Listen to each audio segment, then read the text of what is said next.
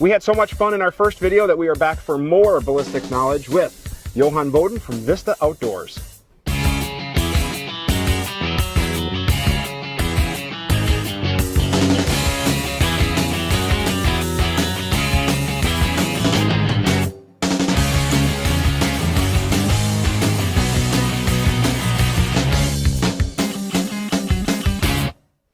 Hey guys, my name is Dave Tim. Thank you very much for checking out this video. With me again is Johann Boden from Federal CCI Spear and Vista Outdoors. For those of you guys that haven't seen it, we filmed another video, kind of Ballistic 101 QA Part 1. We'll put a link for that in the description below, but there was a few questions that we wanted to answer that we just didn't have time for, so we're making another video talking about that. And Johann brought up so many good points and so many knowledge things that we'd have to sit down with him for probably like a full day and make like a whole digestive series, but we'll try to keep them short and sweet.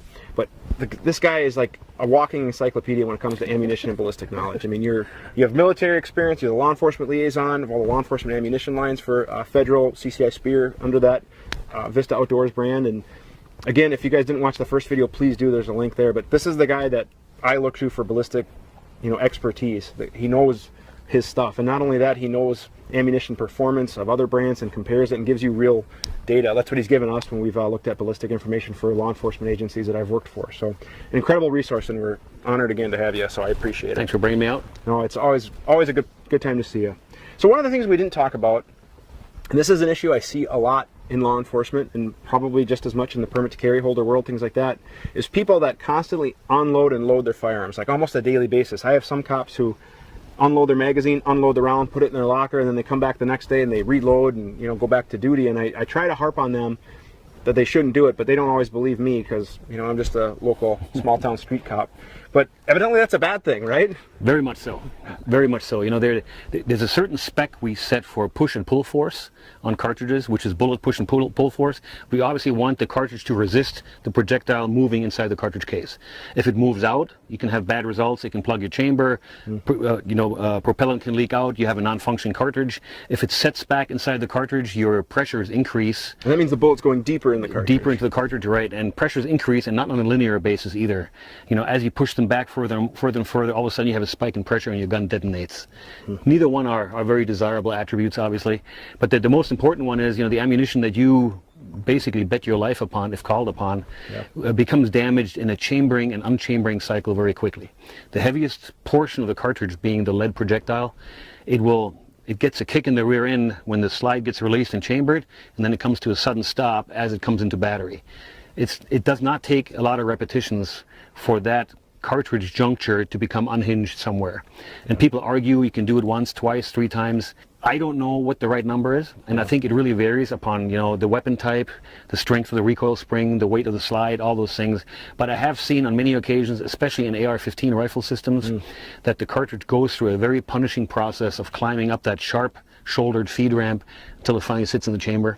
So my police friends know me about harping about that all the time. You chamber around on a hot call, it gets unchambered, it should go in the practice pile after that. It should not be something that you bet your life upon after that. Agreed. And I've seen it with patrol rounds. It's as simple as round gets chambered to go on a call or do whatever the task is at hand, and that round gets recycled. And it doesn't take long if you compare that round to brand new duty rounds, and you can very obviously see that difference of that seating depth of that bullet, and it makes a big difference. Yep. And and that's only one of the factors. If you look at the cartridge casing, the brass case, whatever you want to call it, they get scraped very heavily when you climb up a ramp, especially with an AR-15. Sure. If you get a couple scrapes in the right spot or in the same general area, that cartridge case can rupture during firing. It won't hurt you because that stoner system has so many layers of safety, but your weapon just became a single shot weapon. Yeah, and that's not what we want. Even for a competitive shooter, defensive situation, law enforcement, all would be very bad news. All undesirable, yep. So speaking of rifles, a common question that I know a lot of people have is whether it's a rifle for home defense, or more commonly what I see, my kind of real world, is the patrol rifle. Let's talk about what someone would look for in a patrol rifle round, because sadly there are some companies and even some rounds out there that are, for lack of a better term, varmint rounds or a coyote round, and they're good for those type of things, but then they're maybe marketed or even used as a duty round, and I just don't think that's the best choice. So maybe you could share kind of some of your insight and knowledge of what you would recommend, or what agencies should look for in a duty round that they would use in a patrol rifle? And maybe, you know, touch on SBRs versus patrol rifles, because we all know velocity does make a difference with the AR-15. Yep. And the AR-15 is a wonderful weapon system for personal defense and law enforcement, because it can deliver a projectile at far, far more than 2,200 feet a second. That number is that juncture where human tissue really becomes rupturing. That's the speed that makes rifle wounds look so much more significant than handgun wounds. And you know, the AR-15, the 223, delivers that in spades, speed. The problem is, we finally have a weapon that delivers something that significant that can damage peripheral organs even if the bullet does not directly hit them. And then we choose a projectile that's designed for a 2-pound varmint that disintegrates explosively upon impact. You know, no ricochet, no through and through, everybody goes home happy except the varmint. The problem is, what works on a 2-pound varmint does not work on a 200-pound varmint. You know, the same rules of disabling a human being hold true for the rifle round as they do for a pistol round. Namely, you have to reach the vital organs. You have to create maximum destruction in the upper thorax, the vital organs, where, you know, the ventricles of the heart, the tips of the lungs, the airway, the aorta, all that valuable real estate sits. You have to get there. If you can't break a breastbone because the bullet shattered, turned into pieces, you might have a big surface wound that looks impressive, but your opponent is not ceasing his or her hostile action. In other words, the necessary penetration that we define for the handgun round is also valid for the rifle round. So a bullet must hold together to cause a wound that's deep enough to destroy a vital organ. And since we can't choose our angle of engagement, when the bullet comes from here, we don't need a lot of penetration depth. We're in the upper chest pretty quick. But what if I have to engage my opponent from here because he or she is on top of my partner, whatever the case may be? Now I have to break skin, I have to break bone, muscle, exit the arm, re-enter the chest cavity, and before you know it, I need 12 plus inches to get to where it counts. If you don't have a projectile that does that, even the potent 223 will not help you.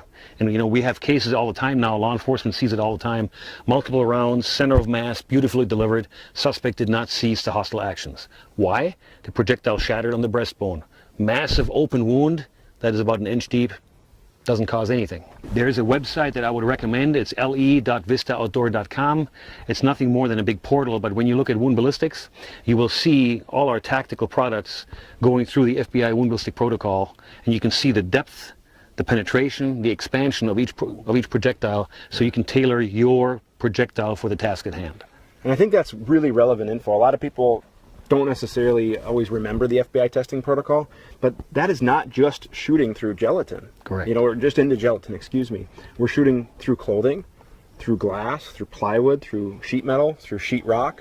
You know, there's a lot of, you know, real world applicability to those tests, and then it shows you what the round looks like in the gelatin. Yep, and behavior changes radically across those barriers.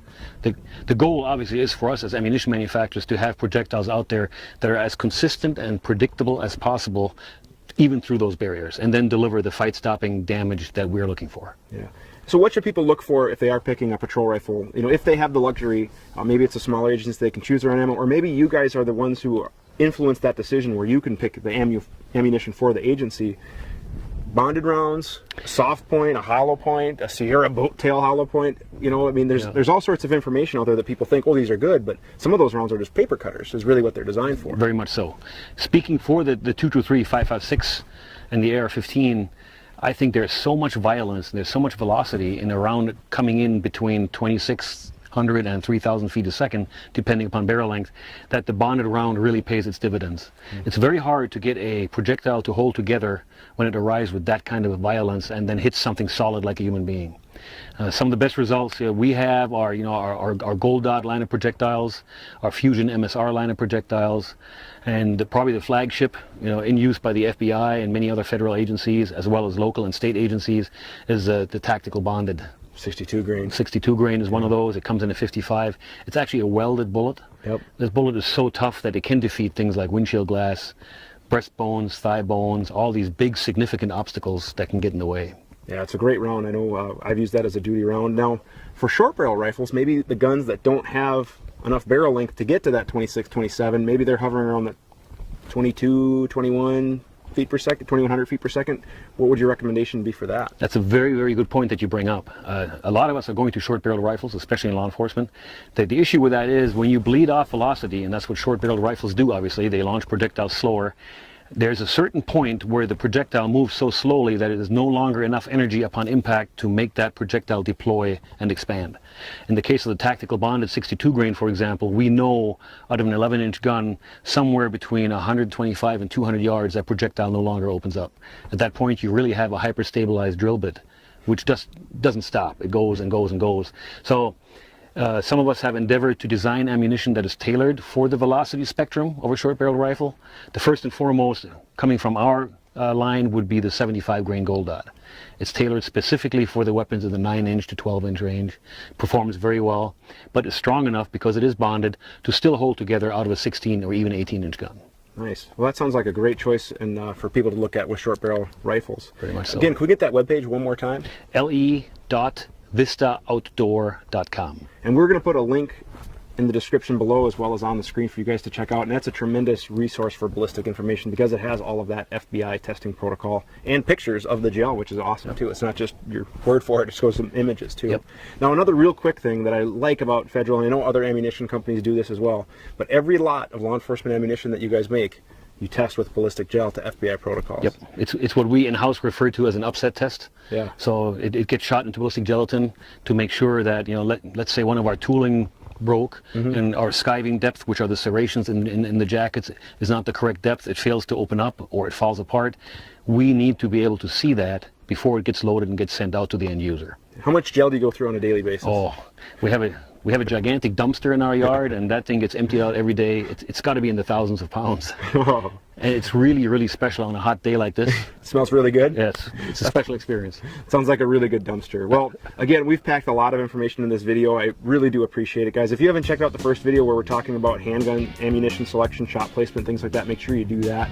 But I really think you guys are going to get a lot of information out of these videos, and I think you've done a great service in sharing your, just a fraction, I'm sure, of your wealth of knowledge with this topic. So again, I really do appreciate it. Thank you for the opportunity. Oh, it's awesome.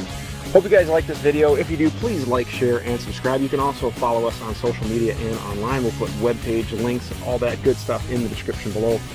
Please watch more videos. Thank you very much, and have a great day.